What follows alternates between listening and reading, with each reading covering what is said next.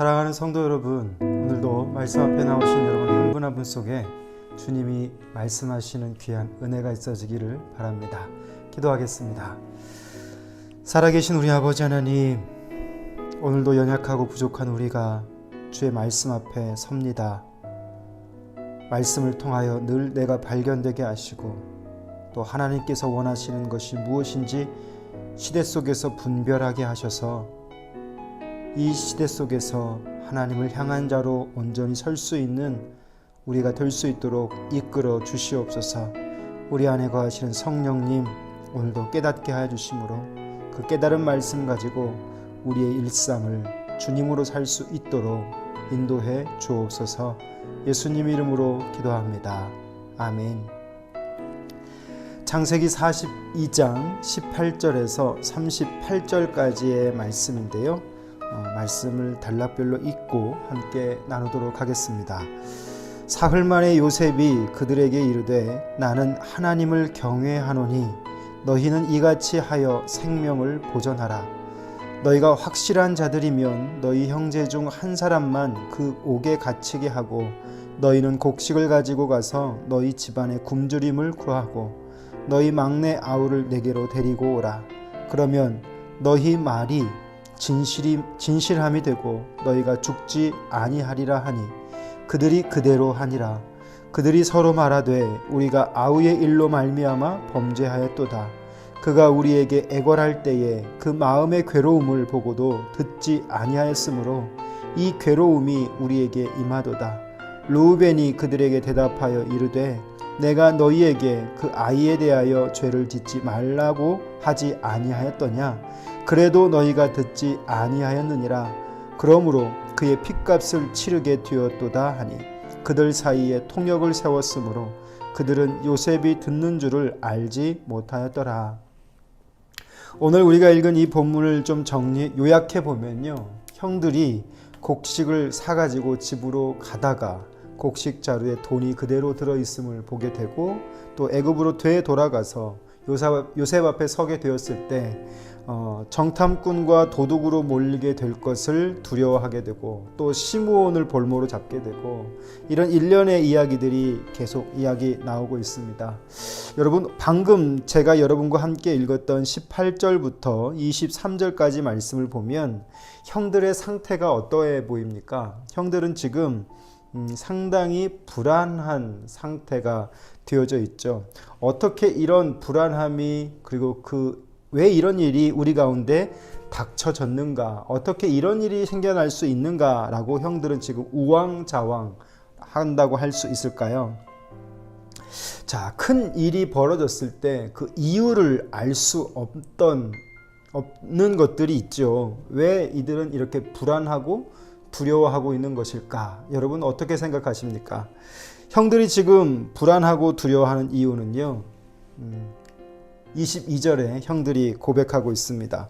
르우벤이 그들에게 대답하여 이르되 내가 너희에게 그 아이에 대하여 죄를 짓지 말라고 하지 아니하였더냐. 그래도 너희가 듣지 아니하였느니라. 그러므로 그의 핏값을 치르게 되었도다 하니 라고 되어 있습니다. 과거의 잘못을 지금 다시 꺼내고 있죠. 그리고 그것에 대해서 고백하고 있는 것이 오늘 저와 여러분이 읽었던 말씀이죠. 사랑하는 성도 여러분, 성경은요, 죄를 반드시 지적하시는 이유가 있습니다. 그것이 분명하죠. 왜 그럴까요? 회복시키시기 위해서입니다. 20년이 지났던 일이지만 하나님은 지금 다시 그 현장에서 이것을 깨닫게 하시고 생각나게 하셔서 오늘 그들이 저질렀던 그 죄로 말미암아 하나님은 이들을 회복시키길 원하고 계신 것이죠. 가만히 보면 우리의 시간 속에서 우리가 당하는 그 많은 일련의 일들, 어려움들, 어떤 경우에는 과거에 지난날에 내 어떤 과오나 잘못된 판단으로 인해서 오늘 내가 겪는 어려움이 될 수도 있죠. 요셉의 형들이 지금 바로 그렇습니다. 오늘 성경은요, 이 요셉과 형제들의 마음 상태를 아주 잘 대조적으로 다루고 있습니다. 요셉은 평안하지만 형들은 참 불안한 상태가 되었죠. 죄가 있기 때문입니다. 그래서 한 사람을 볼모로 남기고 가라는 이 요셉의 명령에 형들은 예전에 저질렀던 그들의 잘못된 과오를 오늘 다시 떠올리게 되어지는 겁니다. 오늘 우리들이 이 본문 속에서 이해할 수 없는 일들, 또 해결할 수 없는 일들이 일어나게 될 때 오늘 우리가 이렇게 좀 적용해 보면 어떨까요?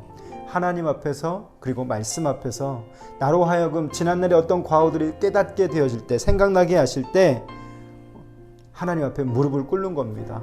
그리고 또 한 가지는 내가 이해할 수 없는, 해결할 수 없는 일을 만나게 되어질 때 하나님 앞에서, 말씀 앞에서 그 원인을 찾아보는 것입니다. 하나님과의 관계에서 내 죄의 모습이 있는지 아닌지를 점검해보고 그 문제를 하나님 앞에서 청산하는 것, 이것이 회개겠죠.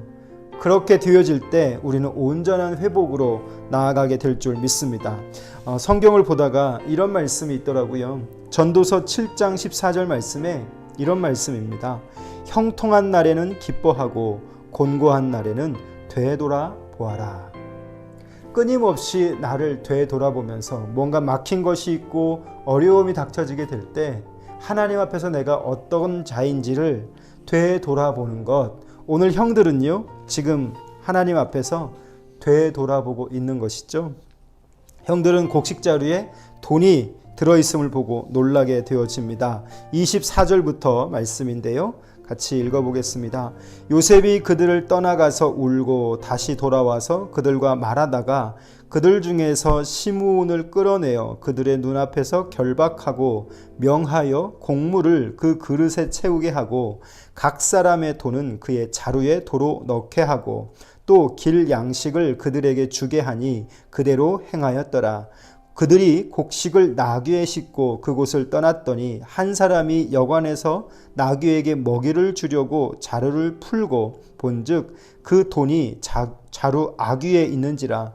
그가 그 형제에게 말하되 내 돈을 도로 넣었도다. 보라, 자루 속에 있도다. 이에 그들이 혼이 나서 떨며 서로 돌아보며 말하되 하나님이 어찌하여 이런 일을 우리에게 행하셨는가 하고. 여러분, 이 말씀을 잘 보십시오. 오늘은 여기까지만 읽어보겠는데요. 형들은 지금 이 상황이 어떤 상황이에요? 곡식자루에 그들의 돈이 그대로 있었습니다. 누가, 왜 이렇게 했는가? 해결책을 전혀 찾을 수 없게 되죠. 자, 그때 이들이 계속 생각하고 되돌아보고 있습니다. 그게 바로 28절의 말씀인데요. 28절 말씀을 제가 한 번 더 다시 읽어드릴게요.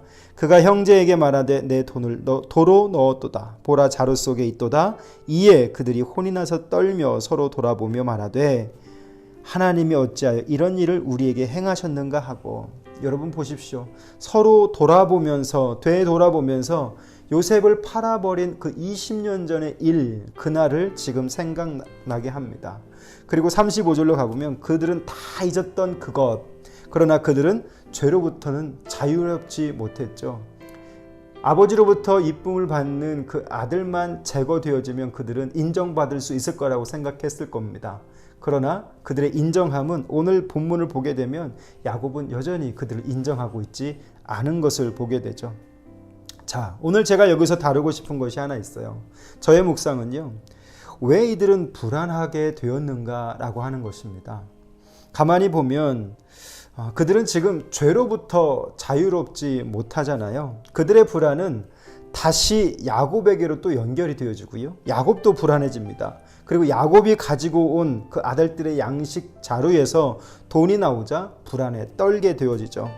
이들의 상태를 한마디로 말하면 불안이죠. 자, 그런데 여러분, 이 불안이 언제까지 계속 되어질까요? 그 일의 끝을 볼 때까지 불안이 계속 되어집니다.